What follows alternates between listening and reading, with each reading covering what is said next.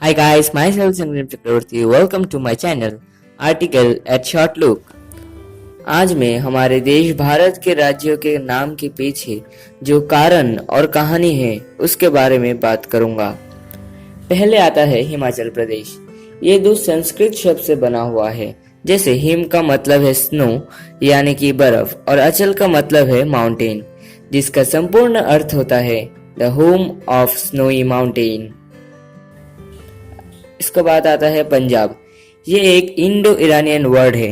अगर हम इस शब्द को दो टुकड़ों में तोड़े तो उनका अर्थ होता है पंज मतलब 5 और अब का मतलब होता है पानी यानी कि वाटर, जिसका संपूर्ण अर्थ है लैंड ऑफ 5 रिवर्स।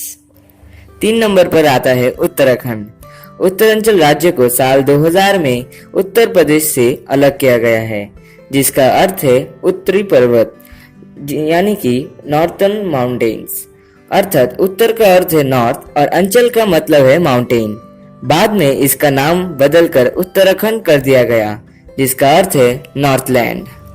4 नंबर पर आता है हरियाणा।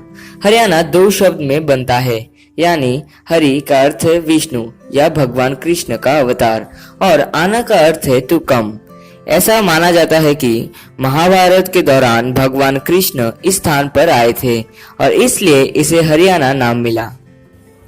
नंबर 5 पर आता है उत्तर प्रदेश।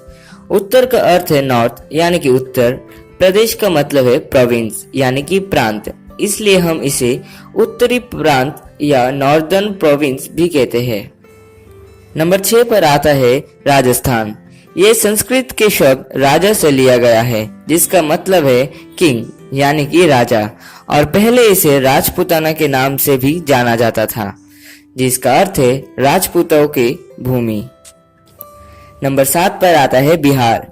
ये पल्ली शब्द विहारा से लिया गया है, जिसका अर्थ है निवास यानी कि एडॉब, और इसके संस्कृत मूल है और समय के साथ ये बिहार में बदल गया।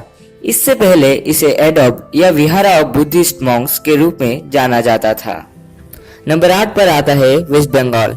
ये संस्कृत शब्द बंगा से लिया गया था और इसका डिफरेंट वर्जन्स आया है। जैसे पार्शिया में इसे बंगाला कहते हैं, हिंदी में बंगाल कहते हैं और बंगाली में बांग्ला कहते हैं।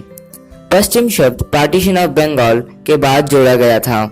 1905 और 1947 के बीच में जो पार्टीशन हुआ था उसमें पश्चिम बंगाल भारत में और पूर्व बंगाल बांग्लादेश के रूप में एक अलग राष्ट्र बन गया। नंबर 9 पर आता है झारखंड। ये संस्कृत शब्द झार से लिया गया है, जिसका अर्थ है वन और खंड का अर्थ है भूमि, तो कुल मिलाकर इसे वनांचल के रूप में भी जाना जाता है। नंबर 10 पर आता है ओडिशा। ये संस्कृत के शब्द ओड्र विषया अथवा ओड्र देश से लिया गया है और ये मध्य भारत में रहने वाले ओड्र लोगों को संबोधित करता है। नंबर 11 पर आता है छत्तीसगढ़। पहले इसे दक्षिण कोसाल के नाम से जाना जाता था, लेकिन इसके नाम के बारे में कोई ठोस सबूत नहीं है। इसके अलावा इसमें 36 किले हैं और 36 का हिंदी है 36, इसलिए इसका नाम छत्तीसगढ़ पड़ा। नंबर 12 पर आता है मध्य प्रदेश। मध्य का अर्थ है सेंट्रल और प्रदेश का अर्थ है प्रोविंस यानी कि प्रांत, और सेंट्रल प्रोविंस को हिंदी में मध्य प्रदेश कहते हैं। आजादी से पहले राज्य के अधिकांश हिस्से को मध्य प्रांत के रूप में अंग्रेजों द्वारा प्रशासित किया गया था। 1950 में मध्य प्रांत और बरार को मकराई और छत्तीसगढ़ को साथ जोड़ा गया था, जिसे अब केंद्रीय प्रांत के रूप में जाना जाता है। नंबर 13 पर आता है गुजरात। यह गुजरात से उत्पन्न हुआ है और इस क्षेत्र पर उनके द्वारा साल 700 और 800 में शासन किया गया था और इसलिए इसे लैंड ऑफ गुज्जर्स के रूप में भी जाना जाता है। नंबर 14 पर आता है महाराष्ट्र।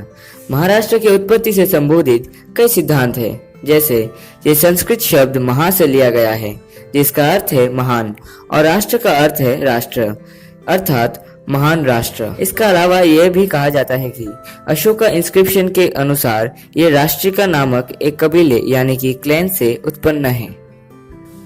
उसी तरह और एक आता है कि राष्ट्रकूट के राजवंश था, जिसने 8वीं से 10वीं शताब्दी तक शासन किया था और राष्ट्र शब्द की उत्पत्ति रट्टा से हुई थी। और इस वीडियो की अगली पार्ट जल्दी आ रही है, तो देखना ना भूलें। If you like my video, then like, share and don't forget to subscribe article at Short Look.